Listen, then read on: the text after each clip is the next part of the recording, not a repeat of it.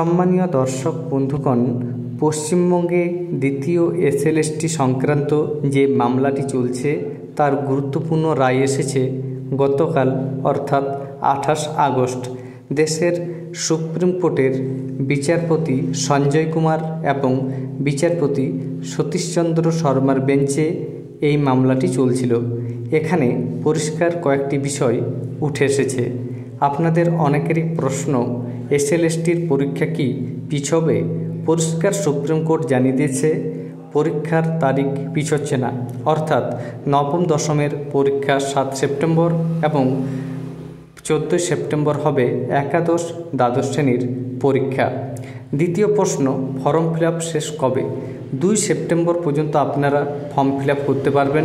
যেসব প্রার্থী এখনও ফর্ম ফিল আপ করেননি তারা অবশ্যই 2 সেপ্টেম্বরের মধ্যে ফর্ম ফিল আপ করে নিন। তৃতীয়ত, অযোগ্যরা কি পরীক্ষায় বসতে পারবে? অযোগ্যরা পরীক্ষায় বসতে পারবে না। সুপ্রিম কোর্ট পরিষ্কার জানিয়ে দিয়েছে এসএসসিকে যে অযোগ্যরা পরীক্ষায় বসতে পারবে না।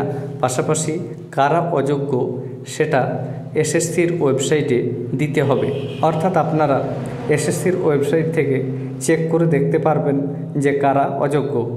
এসএসসিকে সুপ্রিম কোর্ট জানিয়ে দিয়েছে আগামী 7 দিনের মধ্যে অযোগ্যর তালিকা এসএসসির ওয়েবসাইটে প্রকাশ করতে হবে। শেষ প্রশ্ন, নাম্বার ছাড় কাদের দেওয়া হবে? বর্তমান নিয়ম অনুযায়ী 50% নাম্বার ছাড়া পরীক্ষায় বসে যাবে না। তবে 2016 সালে যোগ্য প্রার্থী যারা রয়েছেন এবং যারা বর্তমানে চাকরিরত রয়েছেন তাদের যদি নাম্বার 45% থাকে তবু তারা পরীক্ষায় বসতে পারবে। এই মামলার পরবর্তী শুনানি রাখা হয়েছে 8 অক্টোবর। ধন্যবাদ।